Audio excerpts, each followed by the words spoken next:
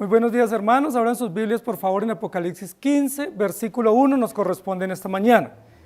Dice el texto: vi en el cielo otra señal grande y admirable, 7 ángeles que tenían las 7 plagas postreras, porque en ellas se consumaba la ira de Dios.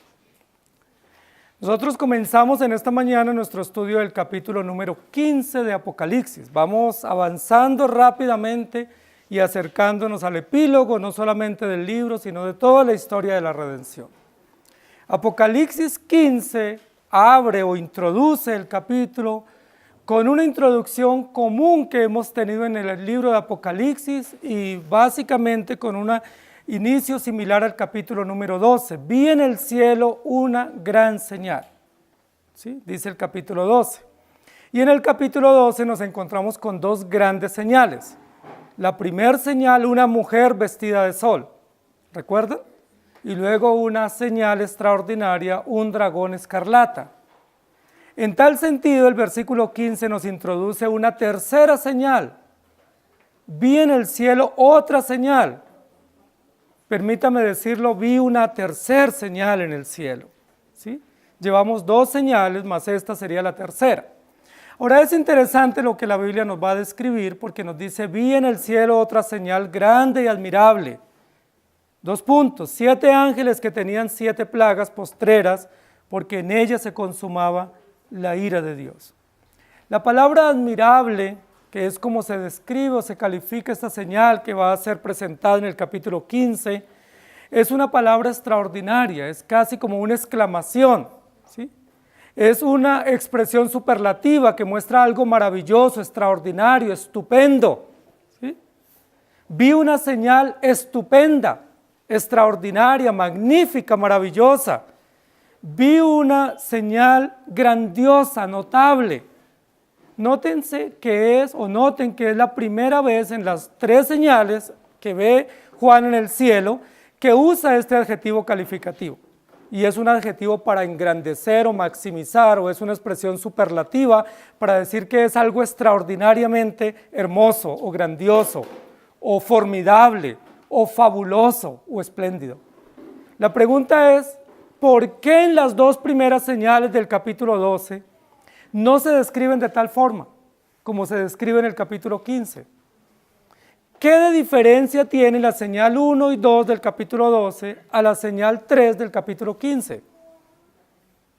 En el capítulo 12 vi una gran señal, y la segunda dice vi otra señal, pero en este caso dice vi una señal grande y admirable. ¿Por qué esta señal es distinta? Recuerden que cuando describimos en el capítulo 12 la señal número 1, que era la mujer escarlata, la mujer vestida del sol, dijimos que esa señal vestida, esa mujer vestida del sol con la estrella y parada en la luna, representa a los creyentes o representa a la iglesia, y es una gran señal, es la iglesia redimida o los creyentes redimidos. Y cuando describimos la segunda señal, que es un dragón escarlata, ¿sí?, que fue arrojado o echado del cielo, dijimos que representa todos los sistemas de maldad, encabezados o liderados por Satanás. Es decir, las 2 señales del capítulo 12 son la iglesia cristiana, o la iglesia redimida, o el pueblo de Dios, y Satanás con todas sus estructuras de maldad. Yo les pregunto, ¿esas 2 señales pueden ser admirables? ¿Hay algo que admirarle a esas 2 señales? ¿Hay algo de estupendo, de grandioso, de fabuloso en Satanás? Es una gran señal, pero es una señal de mal, de perversión. Es una señal que requiere o exige o demanda justicia. ¿Y hay algo de admirable en la iglesia redimida? Los redimidos lo son por gracia, no lo son por mérito. Es decir, no tienen nada que admirarle a la iglesia como organismo vivo, porque el único que debe ser admirado es al que redimió la iglesia, o el que compró la iglesia.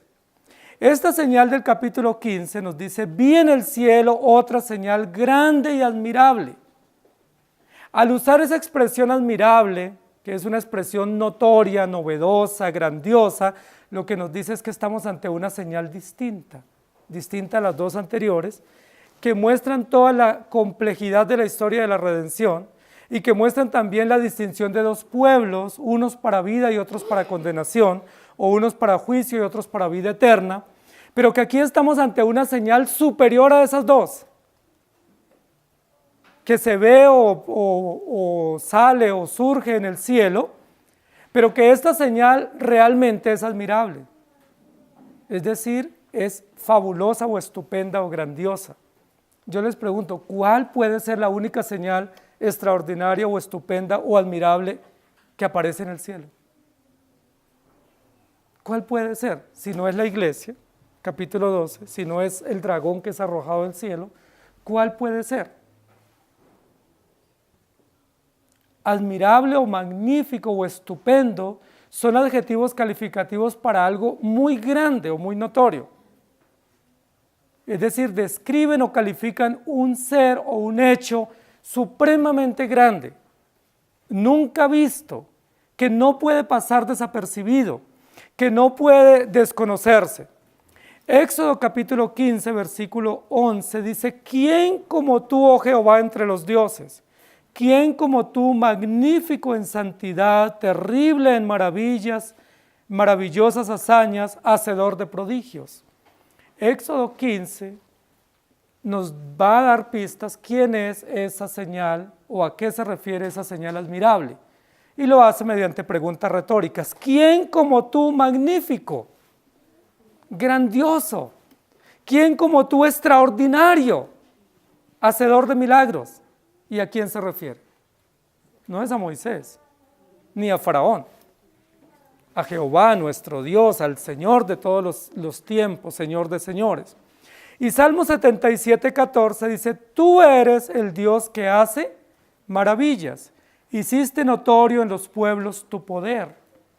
Es decir, admirable indica también maravilloso, poderoso, algo notorio.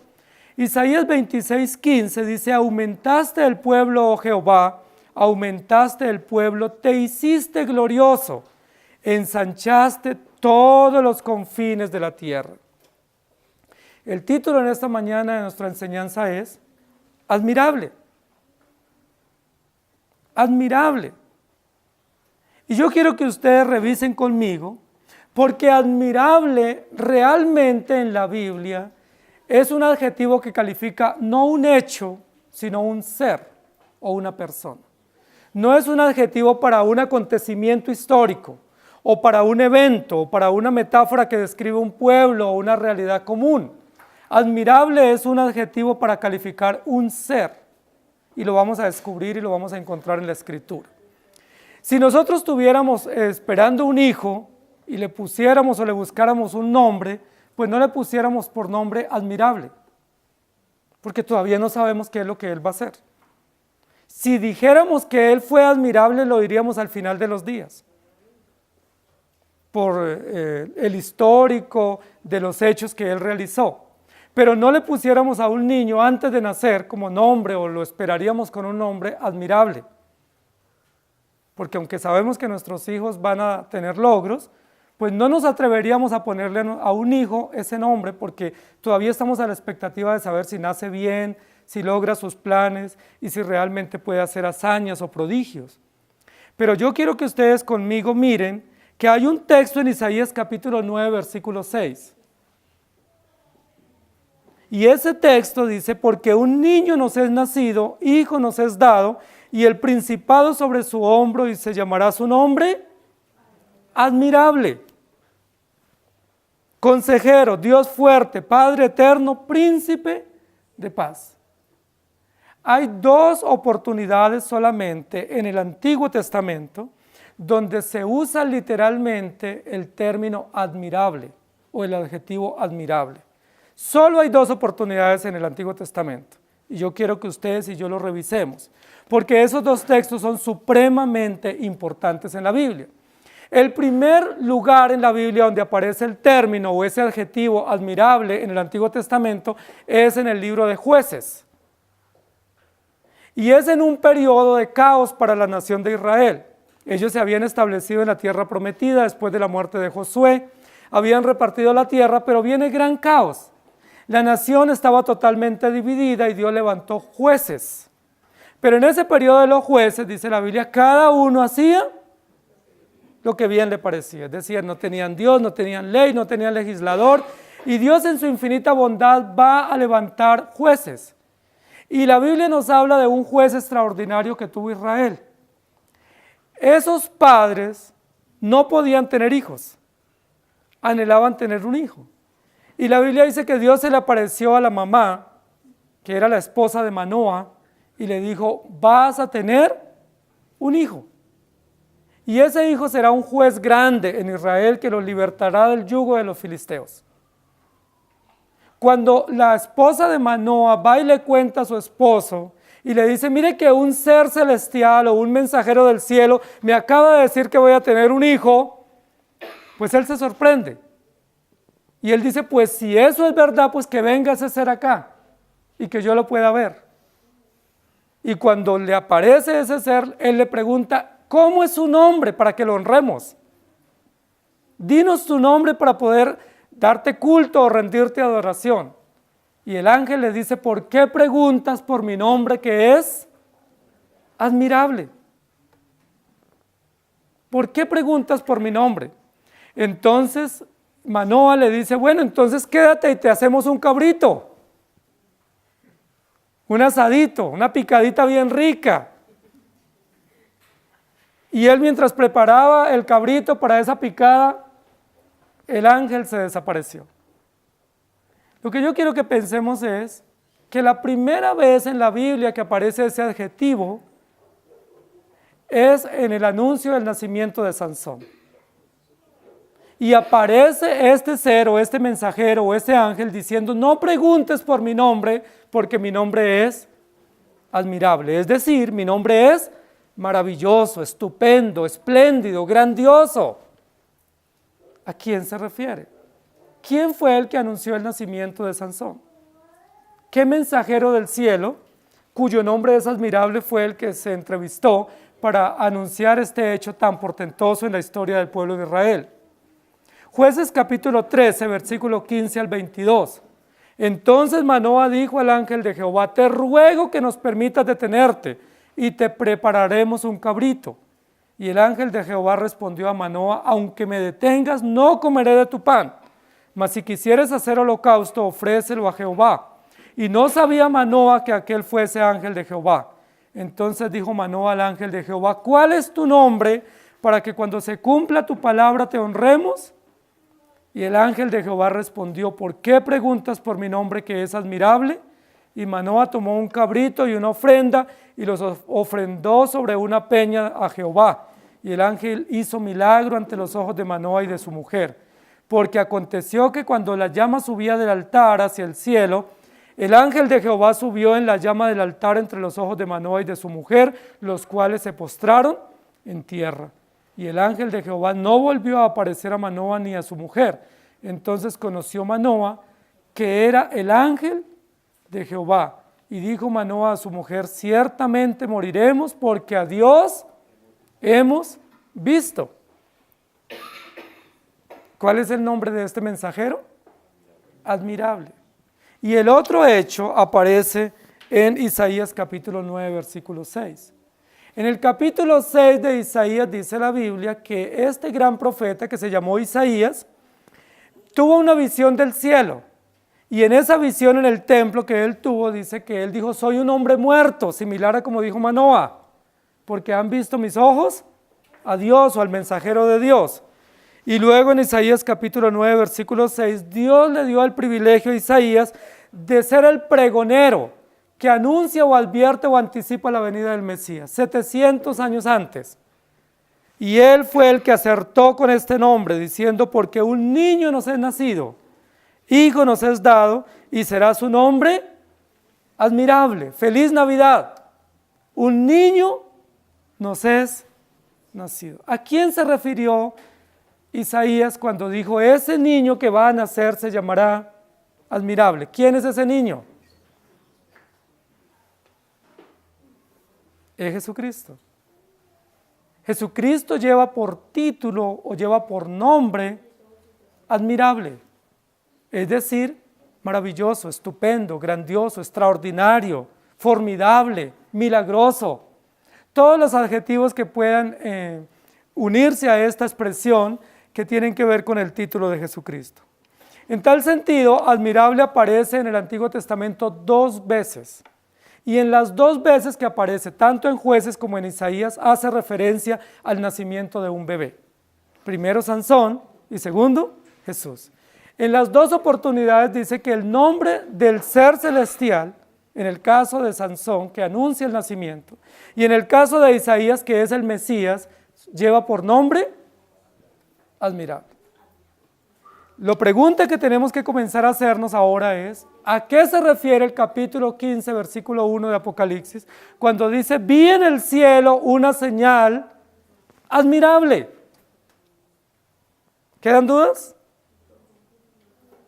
La primera señal es la mujer que representa a la iglesia. La segunda señal es Satanás o el dragón que representa los sistemas de maldad. Y en este caso estamos ante una señal que no representa un sistema o un hecho histórico, sino que representa un ser. Jueces 13, Isaías 9. ¿Quién es ese ser? Que en este caso conjuga o concreta todos los sistemas de justicia de parte de Dios. Vi en el cielo otra señal grande y admirable. Permítame decirlo de la siguiente manera. Vi en el cielo a Jesucristo, el admirable, el Hijo de Dios, el Mesías enviado, el Mesías prometido, que está listo para venir a consumar la historia de la redención, especialmente ejecutando o cumpliendo toda justicia. Pudiéramos describir o hacer una paráfrasis diciendo, esa grande señal admirable no hace alusión o menciona a ningún otro ser o hecho histórico, sino únicamente a Jesucristo, el garante de la historia de la redención. El encargado, el que selló el pacto de la redención, el que consuma la historia. Ahora, si ustedes pueden ver en el texto, esta introducción del texto y del capítulo dice una señal grande y admirable, y luego dice 7 ángeles con 7 plagas para consumar la ira de Dios. Estamos hablando de justicia, estamos hablando de consumación de la historia, estamos hablando del clímax de la historia de la redención y que va a bajar el telón, es decir, se va a cerrar toda esta era cristiana. ¿Quién es el único que puede hacerlo? ¿Quién es el único que puede consumar la historia? ¿Quién es el único que puede ejecutar toda la ira o la justicia retributiva sobre los infieles o los incrédulos? Jesucristo. Entonces, esta otra gran señal es una señal superior a las otras, porque esta señal lo que nos muestra es el gobierno absoluto de Cristo en la historia de la redención. Vi en el cielo otra señal grande y admirable. Lo primero que nos va a recordar el texto es que esta señal está directamente asociada con el Mesías prometido. Y recuerden el capítulo anterior en la parte final. Vi en una nube sentado ¿a quién? A uno semejante al Hijo del Hombre. Versículos anteriores del capítulo 14. El Hijo del Hombre listo con su hoz para venir a recoger la cosecha. Y una vez se recoge la cosecha, ¿qué es lo que se hace? Se ejecuta toda la justicia de Dios, o se derrama, o se hace plena o absoluta toda la ira y se consuma la historia de la redención. Está en un orden cronológico los hechos. Y luego los textos siguientes del capítulo 15 nos dice, y cantaban un cántico nuevo, que es el cántico de Moisés. ¿Y a quién iba dirigido ese cántico? Versículos 3 y 4. Y cantaban el cántico del Cordero diciendo, grandes y maravillosas son tus obras, es decir, admirables son tus obras. Grandes y maravillosas, es decir, sinónimos de admirable. Señor Dios Todopoderoso, justos y verdaderos son tus caminos, Rey de los santos. ¿Quién no te temerá, oh Señor, y glorificará tu nombre? Pues solo tú, que eres admirable, también eres santo. ¿En qué radica lo admirable de ese ser que aparece registrado como una gran señal en el cielo en el capítulo 15? ¿Qué tiene él de admirable? Pues hermanos queridos, todo, absolutamente todo lo que concierne a Jesucristo es admirable. No hay nada, no hay un hecho, no hay un detalle que no sea sorprendente en la vida de Jesucristo. Fue anunciado milagrosamente. Fue esperado 4000 años en el Antiguo Testamento. Todas las generaciones anteriores, desde Adán hasta Cristo, esperaron la venida del Mesías. Los profetas, los reyes, los sacerdotes, los jueces anunciaron con detalles precisos el advenimiento del Mesías. Todo milagroso.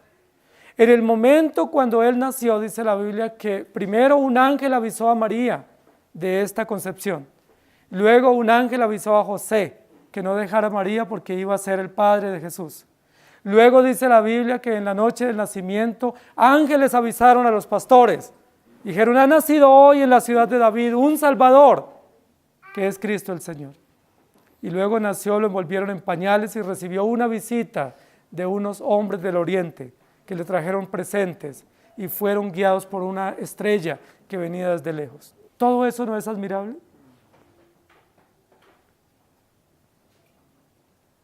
Admirable los detalles que recibió, admirable las menciones que se hicieron de él, admirable los hechos, los prodigios, los milagros, todo admirable.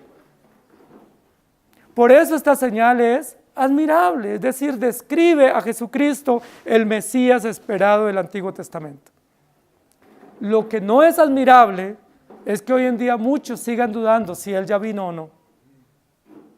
Lo que no es admirable, sino que es un hecho de incredulidad, es que todavía muchos digan, yo creo que él no ha venido, y lo sigan esperando, porque la Biblia dice, él ya vino. La historia, la política, aún la sociedad civil, aún los militares civiles confirmaron que él había venido. Todas las profecías del Antiguo Testamento se cumplieron. ¿No es eso admirable? Claro que sí. Lo primero que nos describe aquí el texto es que Jesucristo como Mesías fue admirable. Y no solamente admirable, sino admirado. ¿Por qué Jesucristo despertó tanta contradicción entre los conciudadanos en esa época en la que vivió? ¿Por qué lo aborrecieron tan fácil? ¿Por qué lo persiguieron? ¿Por qué lo llevaron a la cruz? ¿Por qué despertó tanta molestia entre los sistemas políticos y judiciales y religiosos de turno? ¿Por qué incomodó tanto Jesús? Dice la Biblia que le ponían seguidores secretos para acecharle a ver si le encogían en alguna mentira. Le ponían trampas. Habían cámaras ocultas, había gente encubierta, habían sicarios encubiertos para pescarle en algo en lo que pudieran acusarle. Y yo les pregunto, ¿pudieron encontrar algo para acusarlo? No pudieron. Dice la Biblia, no se halló engaño en su boca. Admirable, admirable. Estuvo en medio de pecadores, en medio de tanta corrupción, en medio de tanta maldad y no se contaminó. Fue tentado, fue acechado, tuvo oportunidades de no decir la verdad, pero siempre dijo la verdad. Siempre se mantuvo justo, santo y perfecto, porque Él es Dios admirable. Como no pudieron acusarle de algo justo, se inventaron engaños. Hicieron concurso de testigos, los pasaron por el polígrafo y pasaron la prueba. Y usaron unos testimonios falsos para acusar a Jesús. Unos falsos positivos para acusar a Jesús y decir, este hombre es un engañador, es un suplantador, se hace pasar por Dios. Cuando le preguntaron a Jesús, ¿eres tú el Cristo o esperaremos a otro? ¿Qué dijo Jesús? Yo soy. Los ciegos ven, los cojos caminan, los muertos resucitan. Yo soy. Admirable realmente. Lo que la Biblia nos va a decir aquí es que esta gran señal, que es una señal definitiva o final o última en el libro de Apocalipsis, es la señal del Hijo del Hombre. Y lo dice el libro de Mateo, el Evangelio de Mateo. Lo último que esperamos de todas las señales celestes es la aparición del Hijo del Hombre. Y estamos en capítulo 15 ante esa gran señal. Es decir, estamos ya en la recta final de la historia de la redención.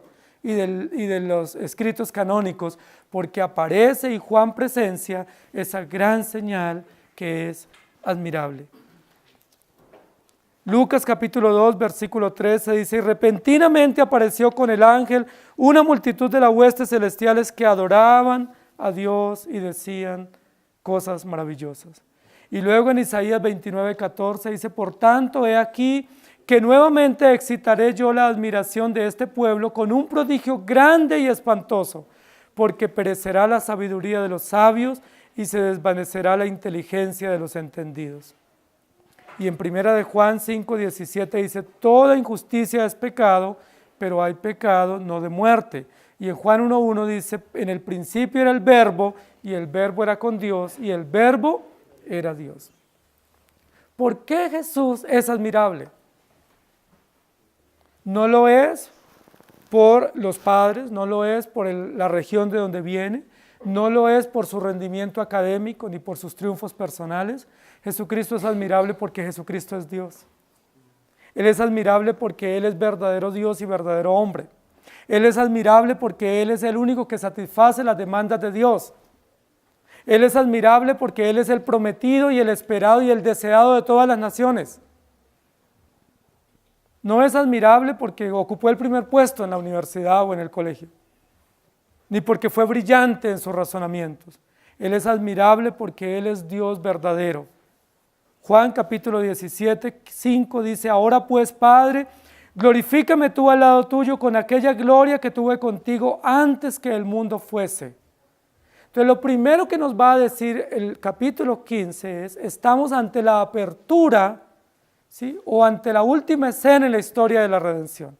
Y esa última escena se inaugura con el advenimiento del admirable. Es decir, con la última señal extraordinaria en el cielo, que es Cristo Jesús, el Hijo de Dios, que viene a ejecutar la última serie de 7. Recuerden que tenemos muchas series en Apocalipsis, pero básicamente hay 3 que son principales: los 7 sellos, las 7 trompetas y las 7 copas. Ya vimos las 7 sellos, ¿cierto?, que definen toda la legalidad de la historia de la redención, o toda la parte jurídica del contenido de la historia de la redención. Luego vimos la serie de las 7 trompetas, que dijimos que son 7 advertencias o llamados al arrepentimiento, 7 anuncios de juicios temporales y históricos que se van realizando. Pero ahora nos preparamos para la última escena, y la última escena es nada más ni nada menos que 7 ángeles con 7 plagas que van a recibir 7 copas para ejecutar toda la parte final o la consumación o el día final, que es el día del Señor. Entonces, cuando nosotros decimos que Cristo es admirable, no solamente lo es en cuanto a los hechos milagrosos de la redención, porque normalmente vemos el nacimiento admirable y sus hechos y sus milagros, pero olvidamos que también Él es admirable en justicia. Y yo quisiera que ustedes me acompañaran en Isaías capítulo 9. Isaías capítulo 9, versículos 6 y 7, dice: llamará su nombre admirable, consejero, Dios fuerte, Padre eterno, príncipe de paz. Y versículo 7, lo dilatado de su imperio y la paz no tendrán límite. Eso es admirable. Sobre el trono de David, sobre su reino, disponiéndolo y confirmándolo en juicio y en justicia. Es decir, el adjetivo o el título o el nombre que Jesús recibe en Isaías 9 de admirable no solamente se asocia con su nacimiento, se asocia con su justicia y con su juicio. Es decir, Él es admirable en ejecutar juicio y justicia. Desde ahora y para siempre, el celo de Jehová de los ejércitos hará esto. Es decir, Él no solo es admirable en venir de una virgen y nacer de una manera maravillosa, Él también es admirable porque Él es juez de toda la tierra, porque Él es Rey absoluto y perfecto, y porque su celo, su santidad lo definen. El texto continúa diciendo en Apocalipsis capítulo 15, versículo 1, vi en el cielo otra señal grande y admirable, 7 ángeles que tenían las 7 plagas postreras. Y esa es la segunda parte del versículo. Para muchos la señal son 7 ángeles con 7 plagas. Pero yo creo que esa es una desviación o una forma como ellos se distraen para no ver el centro de la escena. Porque el centro de la escena no son 7 ángeles con 7 plagas. El centro de la escena es el admirable, que es el que recibe el cántico del versículo 2 y 3, y que es el que va a ordenar a estos 7 ángeles que derramen las copas de la ira. Nunca en la historia de la redención los ángeles han ocupado un lugar central. Nunca en la historia de la redención Satanás o el dragón o las bestias han ocupado un lugar central. Nunca los avances tecnológicos o la historia civil ha sido central en la historia de la redención. El único que ha sido central y que ha sido fundamental y significativo en la historia de la redención es el admirable, es decir, Jesucristo, el Hijo de Dios. En esta segunda parte el versículo dice 7 ángeles que tenían las 7 plagas postreras en sus manos posiblemente. 7 ángeles con 7 plagas. Y aquí nos comenzamos a tener que pensar un poco y analizar qué significan estos 7 ángeles con 7 plagas. Recuerden que hemos dicho en otras oportunidades que 7 en el libro de Apocalipsis especialmente significa algo completo o algo pleno o algo total. Es decir, estos 7 ángeles representan la plenitud o lo completo o lo total de eso que se nos va a narrar a partir de ahora. ¿Cierto? Cuando dijimos de los 7 sellos, dijimos que eran la plenitud del contenido de la historia de la redención. Cuando hablamos de las 7 trompetas, dijimos que eran la plenitud de las advertencias, que Dios en su justicia advierte una y otra vez lo que Él está haciendo y lo que va a hacer, y no nos llega por sorpresa, es decir, nos anuncia, nos advierte, nos anticipa. Pero ahora estamos ante 7 ángeles. Ahora es bastante inusual en la Biblia y especialmente en Apocalipsis que aparezcan 7 ángeles con 7 plagas. Y uno dice, ¿7 plagas en el cielo? Está plagado el cielo. ¿Sí? ¿Qué significan 7 plagas? Es decir, ¿Dios es el autor de las plagas?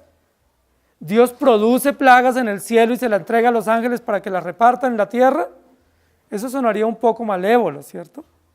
Sonaría un poco extraño que en el cielo hayan ángeles con plagas para aplicarlas en la tierra. ¿Sí? Pero tenemos que comprender aquí lo que significa. Primero 7 ángeles, es decir, mensajeros o enviados, 7 para mostrarnos lo pleno, lo completo o lo formidable de este hecho y de lo que viene, y luego con 7 plagas, es decir, la plenitud de las plagas, o lo completo, o lo robusto, o lo amplio de las plagas. Ahora es interesante porque acaba de decir algo en esta parte de las plagas, y son plagas postreras, que sería ahí el adjetivo, ¿sí? Para poder comprender qué plagas son las plagas postreras o las plagas últimas. Es decir, son las últimas plagas que se van a derramar sobre la tierra. Si se van a derramar las últimas es porque ya se han derramado otras plagas, o se han ejecutado, o se han presenciado en la historia otras plagas que han sido anteriores a las postreras. Inmediatamente tenemos que recordar un hecho que yo sé que ya vino a sus mentes, y es Éxodo a partir del capítulo 4 y 5 hasta el capítulo 10, que son las 10 plagas que Dios derrama sobre Egipto. Ese es el primer hecho que viene a nuestra mente cuando hablamos de plagas. Pero recuerden que las plagas no es que Dios produzca plagas en el cielo, porque cuando uno se imagina, por ejemplo, la plaga de piojos, que no es nada agradable esa plaga, no imaginaríamos ángeles en el cielo teniendo piojos y copas llenas de piojos y luego vaciándolas sobre la tierra. Sería mucha ciencia ficción, ¿sí? Lo que nos imaginamos es que estos 7 ángeles tienen un encargo de parte de Dios, y es aplicar las consecuencias jurídicas que vienen sobre los infractores. Es decir, los ángeles no producen plagas en el cielo y las derraman en la tierra. Lo que hacen los ángeles es aplicar o ejecutar o ser garantes de las consecuencias jurídicas de los infractores. ¿Cuáles son las consecuencias para los que infringen la ley de Dios? muerte, enfermedad, castigo, destrucción. Es decir, ¿a qué se refieren las plagas? A consecuencias. Las plagas hacen referencia a las consecuencias que tienen los pecadores por su pecado. ¿Qué consecuencias tuvo Faraón y Egipto por haber maltratado al pueblo de Dios y por haber resistido la voz de Dios? ¿Qué consecuencias les vino sobre ellos? Plagas. Y las plagas fueron juicios de Dios. Juicios de Dios para avergonzar a Egipto y para humillar a los dioses que ellos tenían y les rendían culto. No fue que Dios enviara piojos desde el cielo sobre Faraón o ranas desde el cielo sobre Faraón. Lo que Dios hizo en Éxodo fue humillar a Egipto y a su imperio con aquellos ídolos o aquellas cosas a los cuales ellos les rendían culto y se inclinaban diciendo que eran sus dioses. Y Dios los humilla de tal manera que les dice: sus dioses no sirven para nada. ¿Sí? Más bien sus dioses también son usados para juicio y para humillación para ustedes como imperio. Entonces las 10 plagas que Egipto recibe son sentencias o son resultados judiciales de parte de Dios como efecto por la desobediencia que ellos han presentado ante Dios y ante el pueblo de Dios al cual oprimieron y ante Moisés, que era el mensajero de Dios.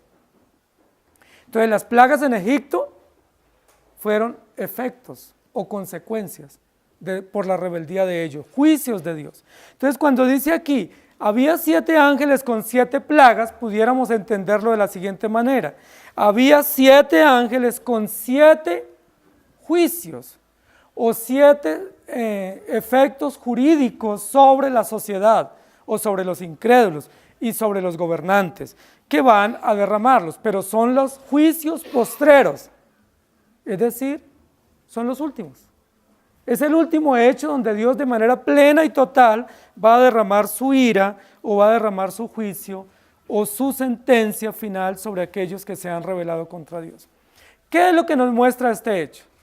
Este hecho nos muestra que el admirable no solamente es el Mesías prometido, que ya vino, sino que este ser admirable que aparece en el capítulo 15 es Señor de toda la historia. Gobierna toda la historia. Y al gobernar toda la historia, gobierna la naturaleza. Lo que sucede en Éxodo es que Dios trajo como castigo a Faraón y a Egipto tormentas, úlceras, plagas, y devastó toda la sociedad y todos los cultivos. Es decir, Dios tiene poder sobre la naturaleza. Él es Señor de la historia. Él no solamente vino para nacer en un pesebre y morir en un calvario. Él es el Señor de toda la historia. Él gobierna todo. Dice la Biblia que Él puede decirle a este monte: quítate de aquí y échate al mar, y va a suceder. Que Él puede dar la orden a los truenos y a los relámpagos y al mundo que se estremezca, y se tiene que estremecer. ¿Qué es lo que nos está diciendo acá? Estos ángeles simplemente son ejecutores o mensajeros ¿de qué? De las decisiones jurídicas de Dios y de las acciones retributivas sobre aquellos que han infringido la ley. Estos ángeles lo que nos muestra es que simplemente son instrumentos. ¿Y quién es el que gobierna y ordena? El admirable. El ser admirable ordena que los hechos acontezcan y van a acontecer. Ahora, ustedes pudieran decir: ¿por qué admirable no se atribuye a Dios? Porque admirable es un título que se atribuye a un ser, y Jesucristo se encarnó, es el Hijo del Hombre, por lo tanto Él recibe el nombre admirable porque lo ha testificado con hechos, no solamente históricos y prodigiosos en su propia vida, sino con hechos judiciales o jurídicos. Y yo quisiera que leyéramos Apocalipsis 9, 17 al 21, porque ahí aparece otro hecho también referido al Antiguo Testamento relacionado con plagas. Tiene que ver con los 2 testigos. ¿Recuerdan cuando hablamos de los 2 testigos? Que los 2 testigos, que son los 2 candeleros y los 2 olivos, también tienen poder para hacer milagros y para enviar plagas. Y uno dice: pero eso es mucha maldad, que Dios envíe plagas. No, lo que está diciendo es: tienen poder para ejecutar juicios sobre los incrédulos. Versículo 17. Así vi en visión los caballos y sus jinetes, los cuales tenían corazas de fuego, de zafiro y de azufre. Y las cabezas de los caballos eran como cabezas de leones, y de su boca salían fuego, humo y azufre. Por estas 3 plagas fue muerta la tercera parte de los hombres, por el fuego, el humo y el azufre que salían de su boca. Pues el poder de los caballos estaba en su boca y en sus colas, porque sus colas semejantes a serpientes tenían cabezas y con ellas dañaban. Y los otros hombres que no fueron muertos con estas plagas, ni aún así se arrepintieron de las obras de sus manos, ni dejaron de adorar a los demonios y a las imágenes de oro, de plata, de bronce, de piedra y de madera, las cuales no pueden ver, ni oír, ni andar. Y no se arrepintieron de sus homicidios, ni de sus hechicerías, ni de su fornicación, ni de sus hurtos. Dios les envió 3 plagas, fuego, humo y azufre. ¿Y qué dice? Y ni aún así se arrepintieron. Es decir, estas plagas eran juicios. ¿Qué propósito tenían esos juicios? Que se arrepintieran. Dios en Egipto mandó 10 juicios, que se llaman las 10 plagas, o 10 dosis de juicio. ¿Qué esperaba Dios con Faraón y con el pueblo con esas dosis de juicio? Que se arrepintieran. ¿Pero qué dice la Biblia? El corazón de Faraón se endurecía cada vez más, de tal manera que venía la segunda dosis y la tercera, y pasaron de 7, llegaron a 10. Y cuando fue la última plaga, Faraón dice: por favor, váyanse ya, anochezcan y no amanezcan, no lo soporto. Pero dice la Biblia, Dios devastó a Egipto y a Faraón y los humilló grandemente, pero ellos no se arrepintieron. Estas plagas del capítulo 9 tienen relación directa con las plagas de Éxodo, capítulos 6 y 7, y tienen relación directa con esta serie de 7 ángeles con 7 plagas, es decir, con 7 juicios, o con la plenitud del juicio final de Dios sobre los incrédulos, que se simboliza con 3 elementos: fuego, humo y azufre. ¿Y qué les trae a la mente a ustedes esos elementos? Juicio. La Biblia ahí habla del lago que arde con fuego y azufre. La Biblia dice del humo que sale del abismo. La Biblia habla del horno de fuego. La Biblia habla que esos 3 elementos, que son plagas, se llaman en Apocalipsis 9, se refieren a ese juicio de Dios sobre los incrédulos. Entonces pudiéramos entender de la siguiente manera: vi en el cielo al admirable Señor, Mesías prometido, que tiene preparados 7 ángeles que tienen los 7 juicios, o que van a ejecutar la plenitud de los juicios de Dios sobre los incrédulos. Y eso ya nos muestra algo supremamente interesante. Estamos no ante 7 plagas diminutas como piojos o ranas o langostas.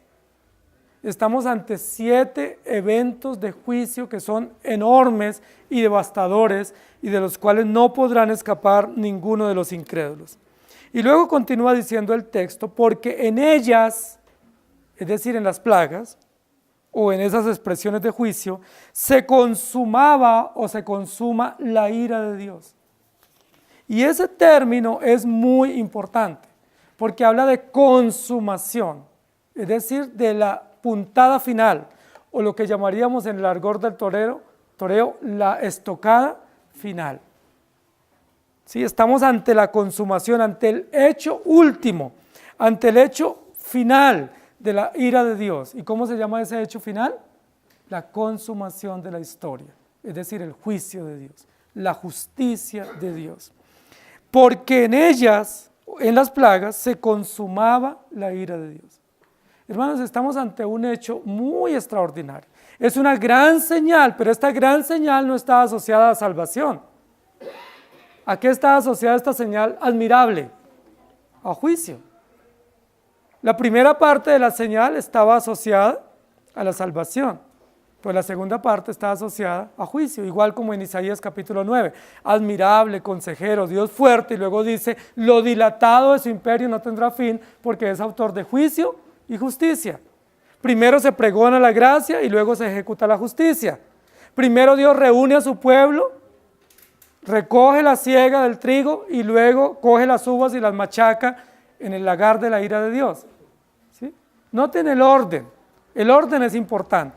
Primero Dios pregona el evangelio y luego trae juicio a los incrédulos. Primero reúne a sus hijos y luego juzga a los impíos. Primero recoge la cosecha que va para el granero y luego recoge la que va para el lagar. Es lo que nos está diciendo aquí. Esta señal admirable está asociada con la consumación.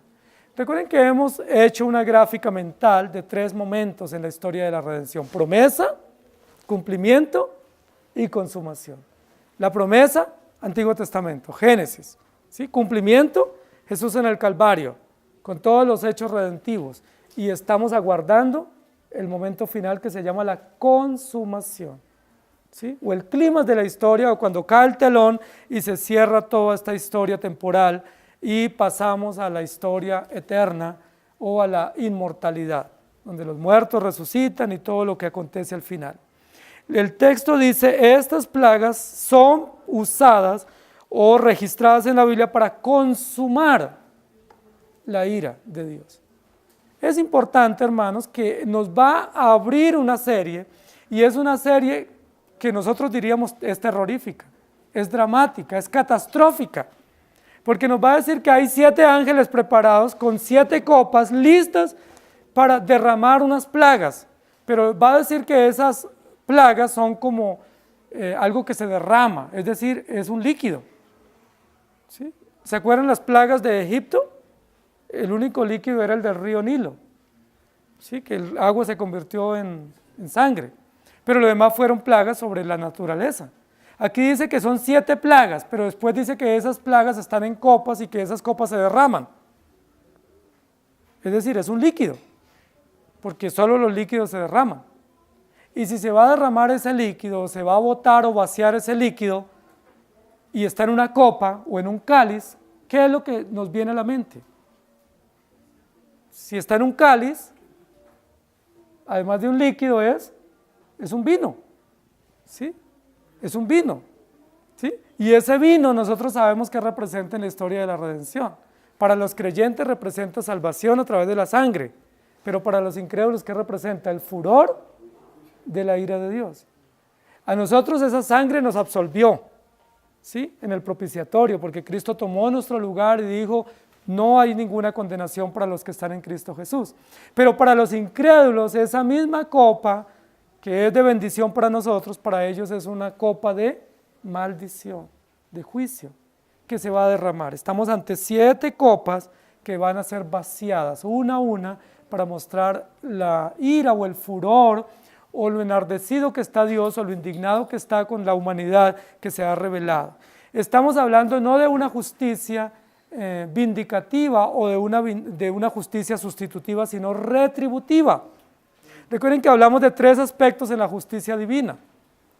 Una que es la justicia vindicativa, es decir, que vindica el honor de Dios, ¿sí?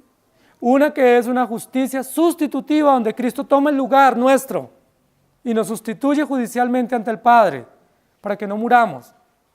Y la otra que es la justicia retributiva, que es la que viene duramente sobre los incrédulos, donde cada uno tendrá que dar cuenta de sus obras y no podrán escapar.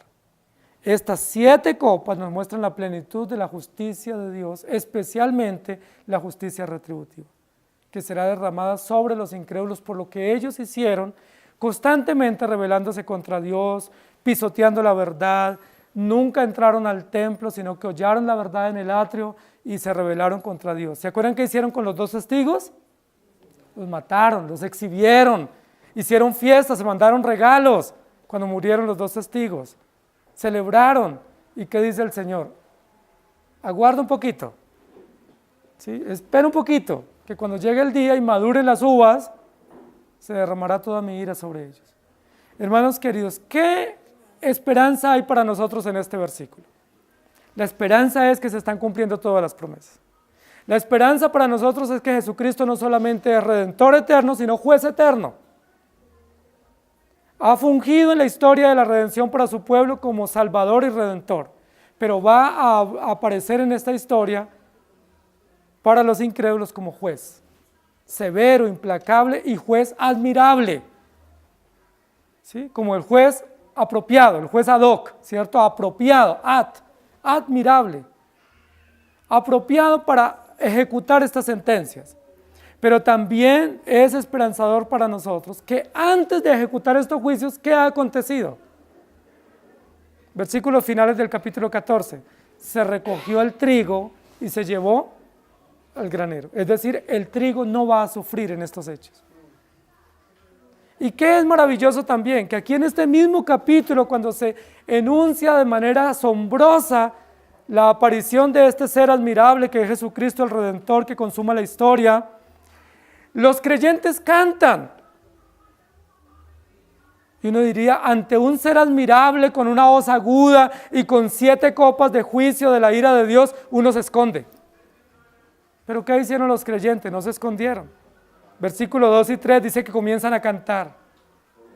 ¿Y qué van a cantar? Grande y maravillosa son tus obras, Señor, Dios Todopoderoso. Justos y verdaderos son tus caminos. Por eso, ¿quién no te temerá? Los creyentes no se avergüenzan, no se esconden cuando aparece el admirable juez a consumar la historia. Los creyentes están en pie cantando y celebrando. Pero ¿qué va a pasar con los impíos? Se esconderán y dirán a las rocas, cúbrenos, escóndenos de la ira de aquel que viene a juzgar a los vivos y a los muertos. 2 hechos distintos. Hoy, antes de que esa historia se consuma, ¿qué hacen los creyentes? Se reúnen a adorar. ¿Qué hacen los incrédulos? Están en fiestas. Todavía están con la Virgen desde el viernes. Están celebrando. Están felices según ellos. ¿Y ellos qué hacen cuando nos ven a nosotros venir para el templo? Se burlan. Se burlan. Porque les parece una locura que no corramos en ese desenfreno. Pero en el día final nosotros cantaremos y ellos ¿qué harán? Se esconderán. Como ratas huirán, dice la Biblia. Como escorpiones huirán buscando escondederos. ¿Sí? Buscando dónde ocultarse de la ira de aquel admirable Dios. Por eso, queridos hermanos, capítulo 15 es esperanzador para nosotros. Primero, Dios fue juez justo y cumple las promesas. Y segundo, estamos ya reservados o preservados para no morir, porque nosotros ya estamos a salvo. Juan 19:30, cuando Jesús hubo tomado el vinagre, dijo, consumado es. Y habiendo inclinado su cabeza, entregó el Espíritu. Eso también es admirable. Que Jesucristo consumó toda la historia y Él dijo, consumado es. El mismo que murió expresando ese término o esa palabra en la cruz, consumado es el mismo que está aquí en esta escena con 7 copas en manos de 7 ángeles para consumar lo que ya consumó en la cruz. Es decir, lo que Él cumplió en la cruz tendrá un feliz término aplicado ya no a su cuerpo, ya no a derramar su sangre, sino a derramar su ira sobre los actores incrédulos e impíos en la historia. Hermanos queridos, eso es hermoso para nosotros. No se asusten con la ira de Dios. Los que tienen que asustarse son los incrédulos. Pero los creyentes podemos cantar, temed a Dios y darle gloria, porque Él es justo. Si usted no tiene a Cristo en su corazón, tema y tiemble, porque para usted es toda esta ira y este juicio que se va a derramar. Pero si usted tiene al Señor en su corazón, por su gracia, usted debe tocar trompeta, porque no le alcanzará, porque el Señor ya lo absolvió previamente, por gracia, no por mérito.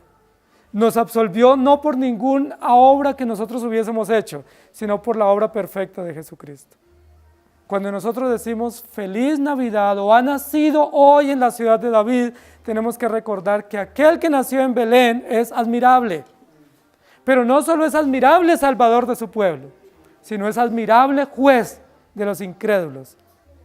Como Redentor nació en una cuna de manera sencilla y como juez dice que vendrá en caballo blanco para ejecutar toda sentencia. Admirable todo eso, que el Señor nos ayude. Amado Señor, te damos gracias porque nos permites en esta mañana recordar tu palabra y no solamente comprender estos textos de Apocalipsis que son bien amplios y bien generosos para poder entender la historia de la redención. Gracias por permitirnos comprender que tú eres admirable. No hay otro admirable. No hay otro a quien admirar. Nadie es digno de admiración, porque todos somos pecadores. Ninguno de nosotros somos dignos de ser admirados o ser seguidos o ser tenidos en cuenta, porque somos seres falibles, finitos, pero tú eres admirable, Señor. Te admiramos. Tú nos maravillas con tus hechos. Te podemos admirar porque todos los hechos, las promesas, los detalles se han cumplido. Admiramos tu nacimiento, admiramos tu vida en la tierra, admiramos tu muerte, admiramos tu resurrección, admiramos el Evangelio. Realmente eres admirable. No hay nadie como tú. ¿Quién no te temerá, oh Señor, y glorificará tu nombre? Pues solo tú eres admirable. Esta señal que el apóstol Juan puede ver por don tuyo en el cielo es la señal del Hijo del Hombre, es la señal del Hijo de Dios, de Jesucristo, de Emmanuel, Dios con nosotros, verdadero Mesías, verdadero Señor, verdadero Dios, juez implacable y severo, juez justo, pero admirable en todo sentido, maravilloso, estupendo, extraordinario. Exclamamos cuando vemos sus obras, emitimos menciones de júbilo cuando reconocemos quién eres tú, y no solo lo que has hecho, sino lo que haces y lo que eres en nuestra vida. Eres el único admirable en nuestra historia. Todas las demás personas que han pasado en nuestra historia de vida no son dignas de admirar. Nos han traicionado, nos han lastimado, han sido egoístas, mentirosas, y nosotros hemos sido igual con ellas. Pero solo tú eres admirable. Solo a ti podemos admirar y rendir tributo de gozo y de cántico, porque eres extraordinario. Te damos gracias por ese ser que nació niño, pero creció y fue a la cruz y murió y resucitó y fue al cielo.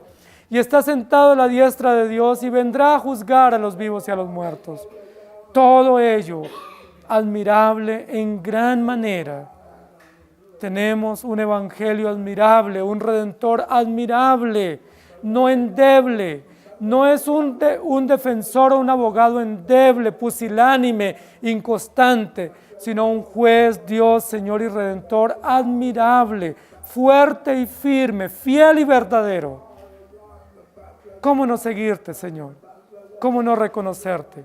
¿Cómo no rendirnos a ti? ¿Cómo no derramar nuestro corazón ante ti por los hechos extraordinarios que tú has dado para tus hijos y para tu pueblo y con los cuales nos causas admiración? Gracias te damos. Permítenos vivir agradecidos y rendidos ante ti, gozosos y seguirte únicamente a ti. En el nombre de Jesús. Amén. Señor les bendiga, hermanos.